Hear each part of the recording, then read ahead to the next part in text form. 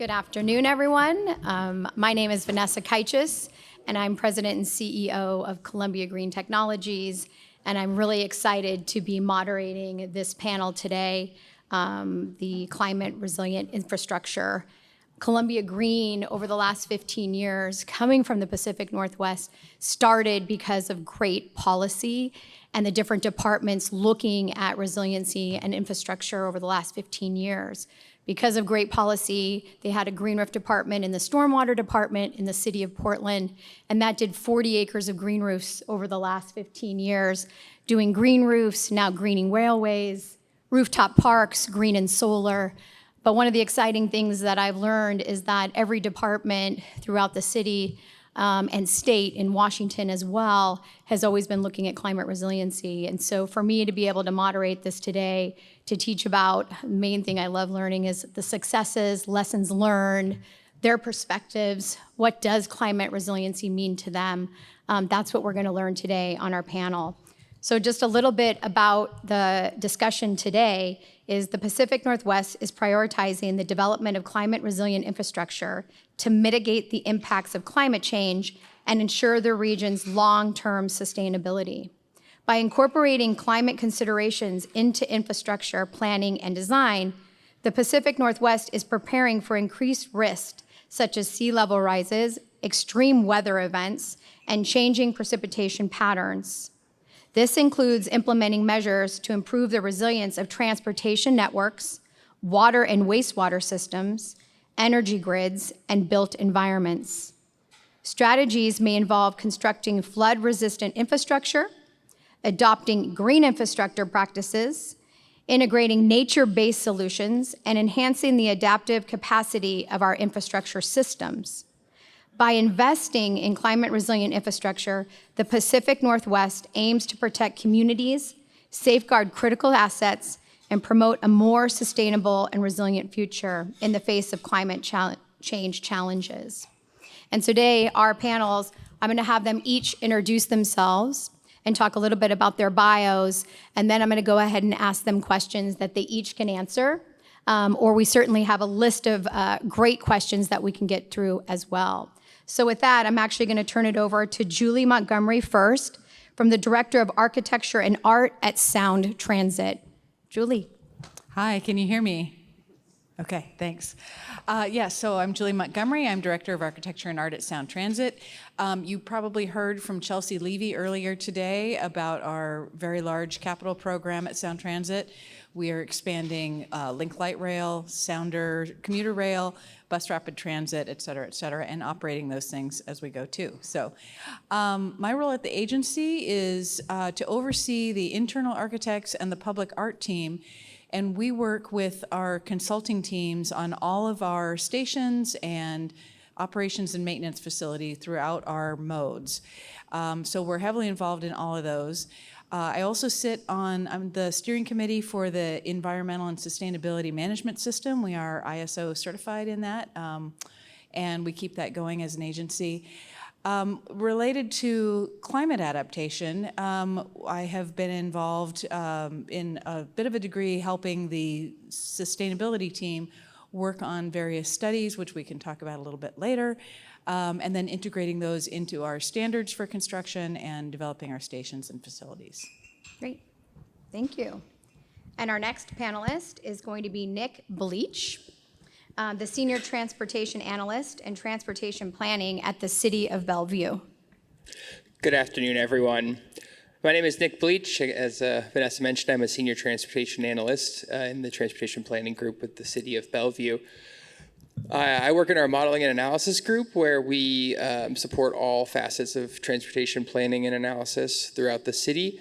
Currently, we're working on a comprehensive plan update, as many of you probably are, looking out into the 2044 horizon timeframe. We, as the City of Bellevue, are one of the few small city agencies, medium city agencies, to operate and maintain in-house an activity-based travel demand model. We have a custom forked version of Soundcast, PSRC Soundcast, BKRcast, where we analyze the Bellevue, Kirkland, and Redmond area as far as climate resiliency goes, we're using that model to better understand how the future development patterns in Bellevue and the implications of this current year's state legislature changes to future housing development and density could impact the city of Bellevue going forward from a greenhouse gas emissions perspective, as well as a mode shift perspective, and a balancing jobs and housing perspective to further reduce people's dependency on single occupancy vehicles to make their trips. And as we know, Bellevue is an interesting city, a suburban city meeting an urban core, looking to accommodate a large majority of the Puget Sound's future growth over the next 20 years. Great, thank you. And our last but not least panelist, Rachel Munez, the operator of the sewer department in Hermiston, Oregon. Go ahead. Hello, my name is Rachel Muniz. I'm a wastewater operator with the city of Hermiston. My role as an operator there is to support my small community and really advocate for water reuse and methane reuse so that we can cut costs and cut our emissions. Awesome. Okay. Now with that, I want you to expand a little bit more on your role and how it affects, comes to infrastructure planning and design in order to prepare and create a climate resilient community. So how your role affects that. And just to add on to that, what challenges are you encountering with that role too? That's only a small question. So my role is involved in helping set the standard for how we design our stations moving forward. I'd say that's a large part of what we do. And then also providing the public art, and I know we're not specifically talking public art, but shout out to public art for making our lives more interesting as we go about our days and bring some insight there. As far as designing the facilities go, we really take the approach that we want to obviously keep our transportation moving forward. We want to keep people moving to and through the stations. We want to keep those stations preferably dry for people who are using them. And so to that end, we work with the range of engineers, landscape architects, and everybody to really create a space that's going to be lasting, that will be resilient to a variety of different uses and different weather situations. So things like, are we setting the floor elevation for our facilities at the right height, and how are we looking at the floodplains in those areas? So give me another prompt there. So that's your role. And then with that, what are the challenges that you're encountering with some of this role that you're seeing that you can help everybody here understand? What are some of the challenges? I think some of the challenges are in taking in information from many different sides, right? And then, the climate is one piece of that we're integrating into many different needs that are coming through. And so there may be things about a certain area might have more of a need for public transportation, but then, does that fit with how the contours work and how we can lay out the transportation for folks? I'll just stop there. Yeah, that's good. We'll keep coming back. Go ahead, Nick. So I think one area that my role, how it fits into climate infrastructure adaptation, is looking into the future and trying to understand and predict how travel patterns may continue to change coming out of the pandemic, knowing that work from home is a thing that will continue, and I think that might have a larger impact on the impact to climate, commute, travel, and patterns in that sense. And so in the city of Bellevue, with our future modeling case right now, we're looking at how do those people, what will their travel patterns become, and how can how can we continue to capitalize on this current reduction in travel to move forward? And another one, following right along Julie's point with the Sound Transit expansion in Bellevue with Link Light Rail opening, we're getting a number of new stations, which gives us an opportunity to plan and redevelop these communities from historically light industrial manufacturing into thriving transit-oriented developments and new high-rise construction and an expansion of Bellevue's downtown to the east side of 405, while also butting up against a historically suburban car-first city with wide arterials and many streets that seem intimidating for non-motorized use and even transit usage. So I think that's the current thing we're running into, is a constituent issue where we're looking to reprioritize some of these larger arterials now that we've had a change in travel pattern from work commuting and different things into bicycle and pedestrian paths. And we're still running into some of that single occupancy vehicle and auto first mindset from some of our constituents in a suburban community. But it's actually now becoming a very much urban core dense downtown. So we have a difficult juxtaposition in the city from those two perspectives. Great. Rachel, your role? So my role as an operator is to really look out for my community and cut emissions and costs. So really putting emphasis on water reuse and trying to push our plant to send water out for reuse, to be land applicated, to recharge our local aquifers, as well as reuse the methane that comes off all of our waste to commission it to our boilers to heat our sludge. That saves us $3,500 a month just in natural gas costs. And that's all reuse. Challenges that we face is time. Time is always going to be a challenge. It took us 7 years to get one of our reuse canals reclassified to a non-fish bearing stream so that we can send the water out to land application and have it recharge those aquifers. Okay. So next, just kind of on the next piece, here I'll go with you, Julie, is what lessons have you learned, okay, from some of this? And then what steps are you working on, and how can this be duplicated for others? So some of what you're doing and the challenges that you're seeing, what are you learning? And then how can others maybe duplicate this moving forward, or things that you would do or not do? Sure. So some of the studies we've done in climate resilience have been pretty interesting over the years. So back in 2015, our sustainability group commissioned the Cascadia Consulting Group to really do a survey of what was happening at that time as far as other agencies of various kinds making their changes, any changes to respond to climate resiliency. And at the time, things were really starting to come to light. The wheels were starting to turn toward that. They did an update in, I think, 2018 or 19, which showed a lot more definitive decisions by the agencies. We then, in turn, did a study on our West Seattle and Ballard segment to look at climate vulnerabilities along that whole alignment. So that is the future line that will go from the north of Seattle and Ballard, do through a second downtown tunnel all the way out to West Seattle. And in doing that climate vulnerability study, we found that our vulnerabilities were low to moderate.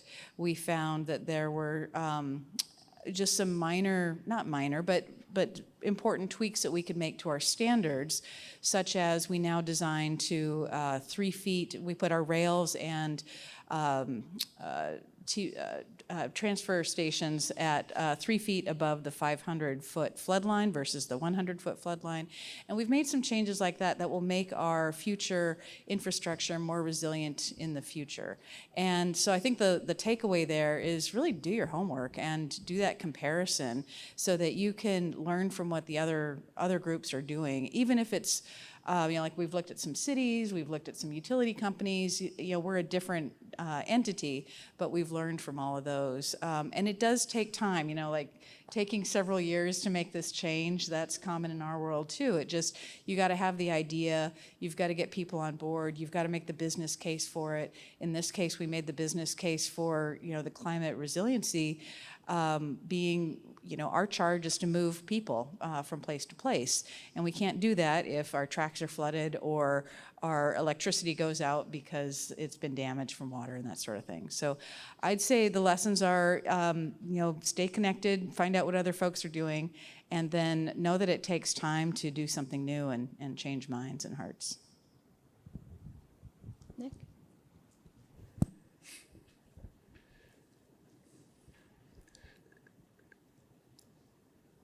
So I think right now, one of the things that's on the forefront of my mind about lessons learned is, Julie's saying, like, do your research and find your facts.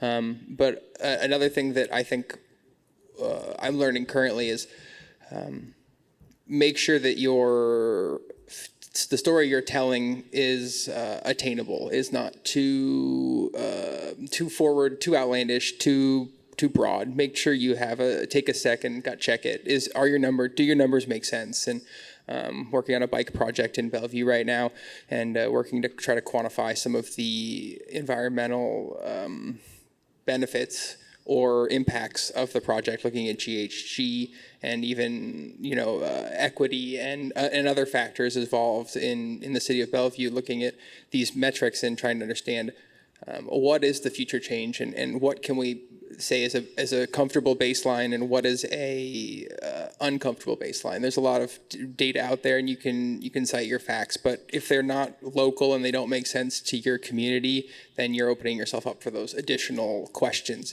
and concerns.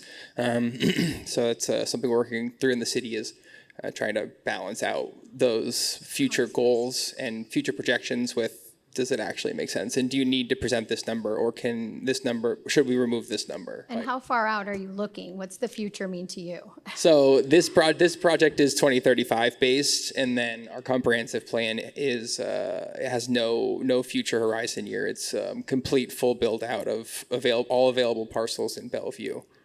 So then do you look at goals short-term and mid-term and long-term versus setting the long-term? Is that what you mean? Like step them back and do a crawl, walk, run approach? Basically, yeah. And also to say, is this, do we need to share this number? We have all the data. Do you need to tell everyone this number? Or is this something you can think about and can inform decision making, as opposed to, I have all the numbers, I should just publish all the numbers, sort of thing. Rachel? Well, just to capitalize on what these guys said, not everyone's going to believe in you. And if you don't come with your facts, you don't come with your research, and you don't come ready to go, you're not going to get the support. Yeah.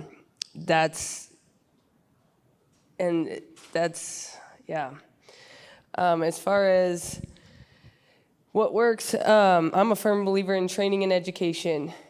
If you can offer your team training and education options and make them as knowledgeable as they can be for whatever you're facing, you're going to have a great team. They're going to be able to think ahead. They're going to be able to prepare. They're going to be proactive instead of reactive. Okay. So now that you kind of talked about some of your role and your challenges, I'm curious, what do you think the future holds when mitigating climate change and building resilient communities and with the work that you're doing? What does the future hold for you? What does it look like? I think the future holds for us really watching the data as things go year after year after year. I think, and then watching trends in the weather, the water. I think that as an agency, we're going to have to keep up on those things and refresh our information every few years, which is tricky when we're already planning out, kind of like City of Bellevue, we're already planning out to 2035, 2040, a little bit beyond with our infrastructure. So we've got to stay current with the data while also maintaining that stability for our projects. We don't, the preference is to not add costs to our projects as we go, because we're changing our minds and changing our standards. So it is going to be a trick to stay on top of the latest data and information, and then update those things as we go. So I went through that whole train of thought, and now I've forgotten the original question. No, you're on the, what does the future hold with that kind of stuff? What does it look like? Is it looking good? How can you do better? Yeah. I'm actually Are you doing good? I'm pretty optimistic about Sound Transit's climate resiliency. I feel like we've, based upon the data we know, I think there was a panel earlier talking about, you got to make the best decisions with what you have. Based upon what we know, I feel like we've made some very practical decisions for how we build. And so I'm optimistic about that. At the same time, I think there's still opportunities to think about resilience in many other ways. In our stations, we think about a resilience of the passenger path and how people move through the stations. And if the escalator is down, what do? You ideally find the stairs that are right next to it, which hasn't always been the case for us. So I think about resilience in many different ways. We think about resilience also in station access and how over time people change the way they move. I mean, today Uber and Lyft are common terms, they're used as verbs. However, 10 years ago that wasn't the case, and people were wondering, well, where's the curb space to use these systems? So we're thinking about resilience in how people move and get around, as well as that climate resilience piece. So you're doing pretty good. Well, I don't want to overstate the case, but Okay. we're doing decent. We're Yeah. doing decent. And what's one of your favorite projects right now that you are proud of then in this resiliency space? Well, you know, kind of like a parent, I don't want to have favorites, right? There's some great stuff going down in Federal Way. We're building 3 stations going from Angle Lake to Federal Way. Really nice looking stations, great art, some creative, good solid engineering has gone into those.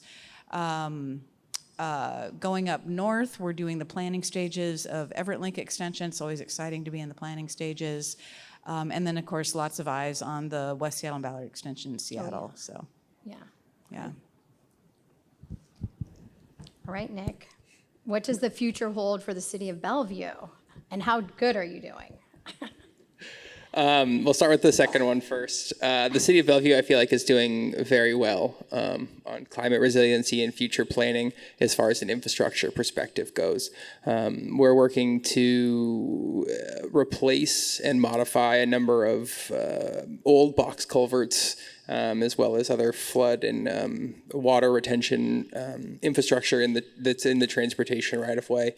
I can't speak for our utilities or our other groups, but in transportation, we're really focused on partnering with not only WashDOT, but other local agencies, King County Metro, to improve and fix some of these old culverts to allow better water passage, reduce flooding, and improve fish access for the hatchery. So as far as the current goes, we're looking really good. In the future going forward, I think the city of Bellevue has a number of very optimistic long-term goals as far as growth and development patterns. But one area that I know will sort of fall out at the end of that is the city's working towards getting a much better job housing balance as far as that goes. Currently, a lot of the housing stock in the city of Bellevue is single-family homes in suburban communities, and this updated Bellevue comprehensive plan going forward is looking to densify and upzone a large majority of parcels and areas that are within walking distance of the station, and we're looking at a half-mile walking distance, so quite a long ways for these new light rail stations to increase the density and bring in more available housing stock for the people that work in Bellevue, because right now we're a majority commute in city, given our job housing imbalance. Great. Rachel, that's for you too. What does the future hold for you guys out there?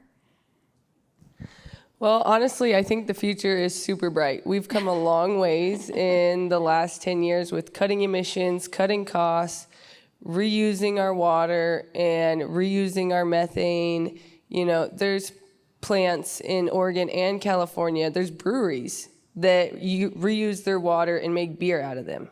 How cool is that? We like that type of infrastructure. Yes.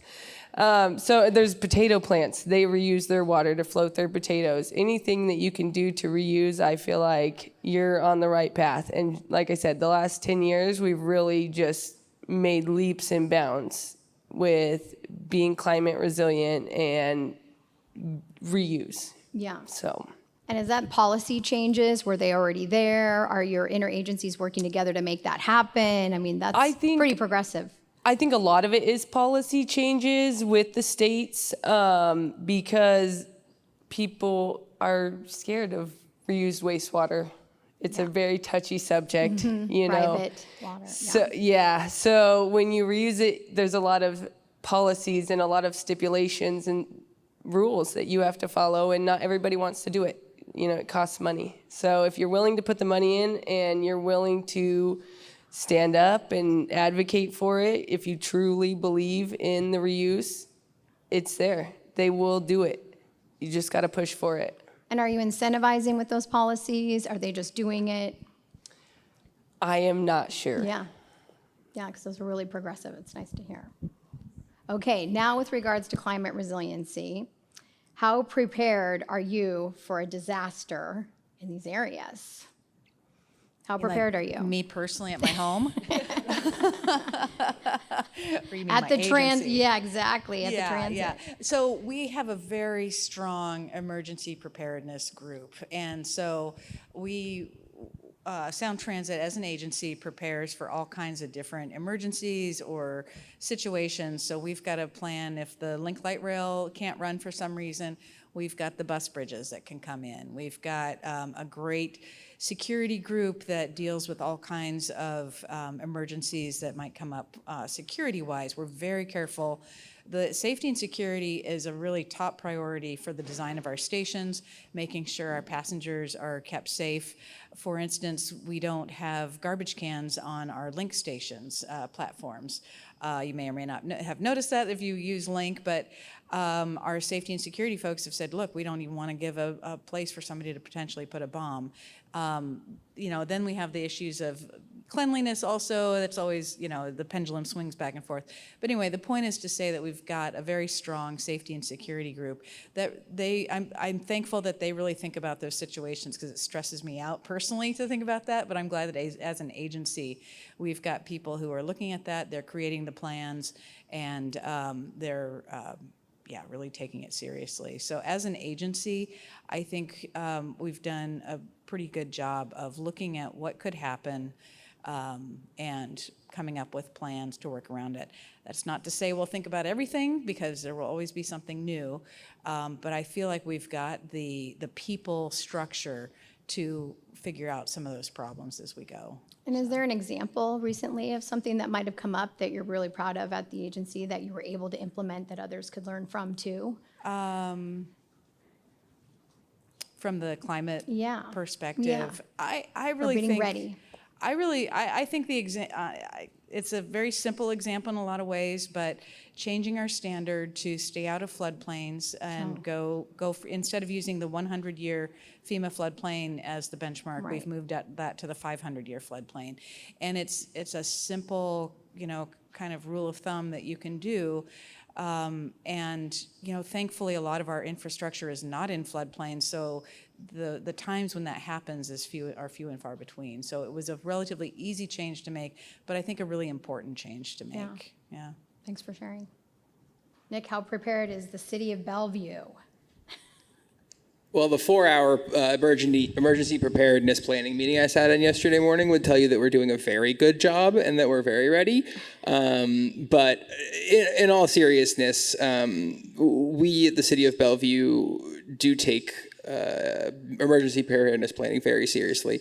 I'm the section planning chief for our transportation response group outside of the city's itself emergency operations center. So we have a specific transportation emergency response group to support the city in any of these times of future impacts, whether it be a weather emergency or anything else like that in that sense.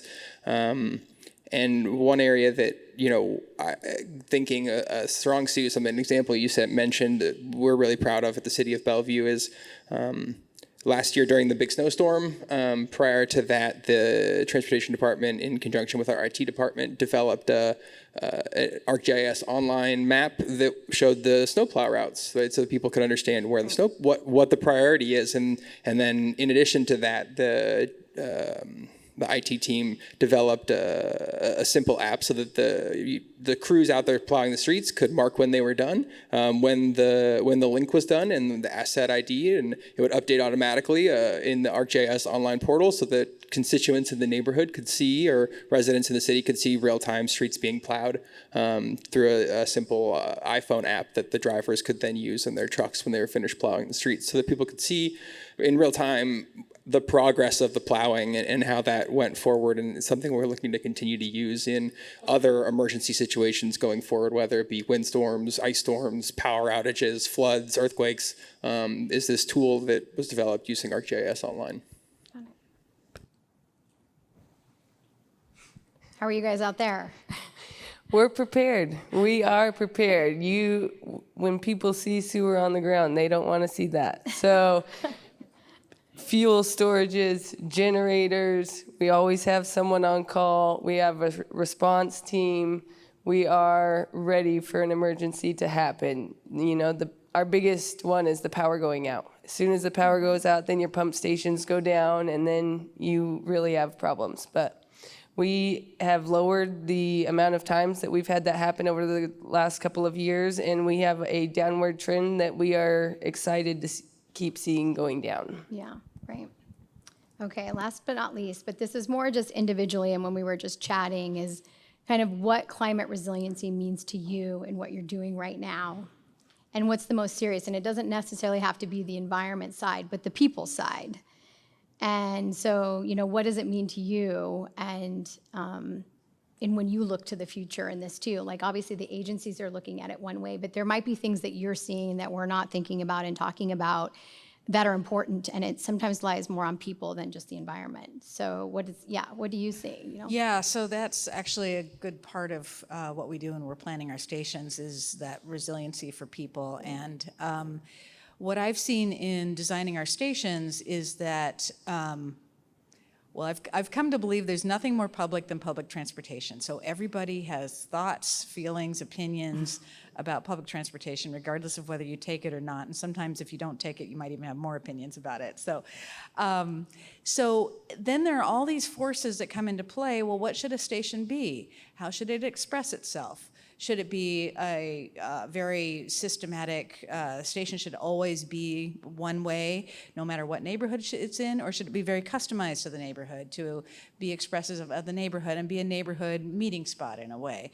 Then you start looking at, well, what should the spaces on the inside and the outside of the station be like? How do you use those plazas? How do you design a plaza to be flexible enough so that people can move through it, they can wait there, and then maybe you can have some events there sometimes, depending on the use of it. And so, anyway, the questions just go on and on and on. It's for every single portion of a station, and I think that the resiliency of a station overall is reflected in how well can that container of a station hold all those different things over time, and is there enough sort of flexibility in the spaces of the station so that things might change a little bit over time.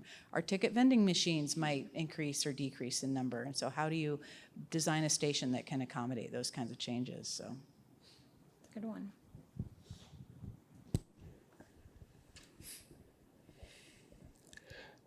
I think one area is that there's climate resiliency to me outside of the view from the city or anyone else is finding the right balance, and it's always been that way, right? It's identifying and recognizing that one way isn't for everyone, and that you need to consider each individual and each different travel pattern and decision as they are in a unique sense, right? So for example, think about the trends that change in vehicles over time, right? We're seeing this big push to electric vehicles and electrification right now, but that may not make sense for one person or every person given their travel patterns or their needs, right? And so the same thing goes in a city.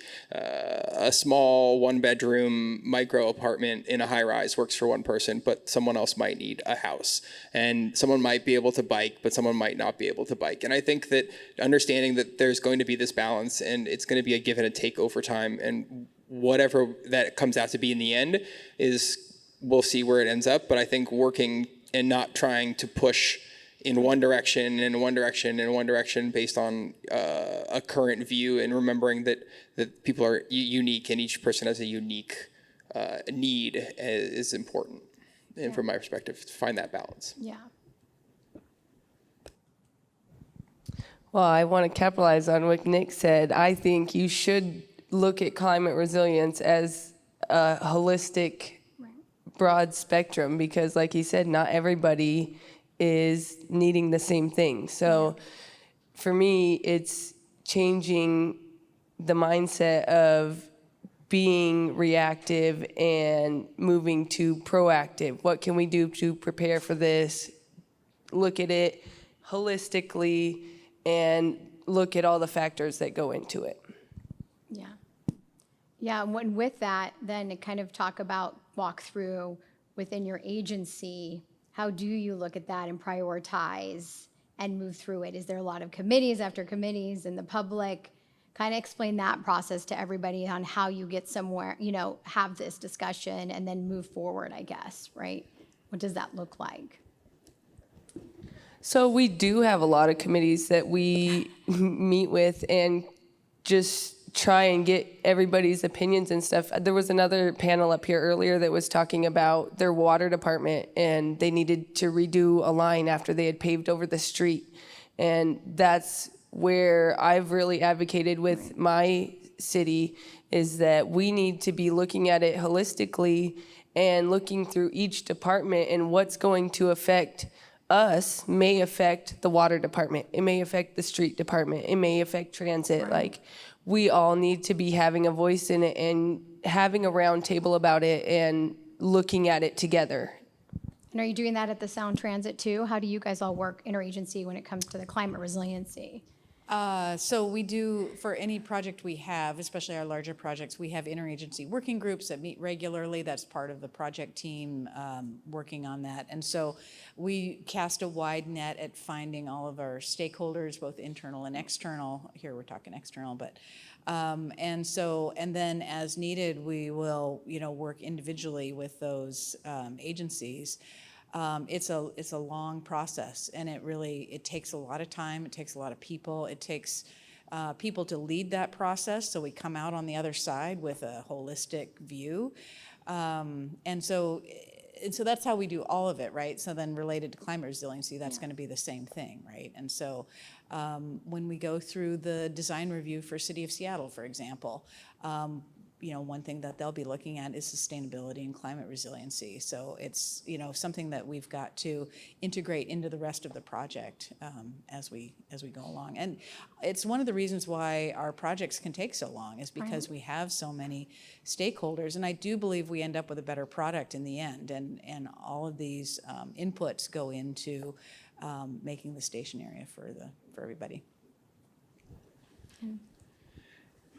And then one area in the city of Bellevue, I think, to sort of continue the conversation, right? We talked about, Rachel talked about internal discussions, and Julie's talking about interagency discussions. And in the city of Bellevue, we have a number of commissions, as most cities do, but I think we have an extra few. So taking these different projects to these commissions and giving opportunity for public feedback and public input to gather that information to see, to check the pulse of whoever comes to talk at the city, but also then reaching out to additional people and trying to find that extra viewpoint that isn't those people coming to your public commission meetings is something we're really focused on, not only doing focus groups and sit downs with residents and trying to find these different groups of people to seek out that information and feedback because that ultimately they are our customers. And so we're looking to go out of our way to find that extra feedback and get their input on climate resiliency as well.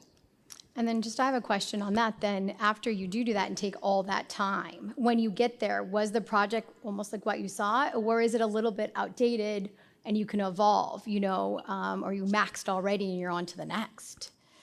Projects can evolve over time, and they do. As we move from conceptual design to preliminary engineering and then to final design, projects do evolve. And so during those phases, we can learn new information, we can adjust our designs as we go. It becomes a lot harder to change the designs as we go into construction, because construction contracts have been signed, dollar amounts have been written down, and but our construction projects can take 8 years, 5, 6, 7, 8 years, and so a lot of things can change in the meantime. So ideally, the change is happening early on, and we can incorporate those lessons learned early.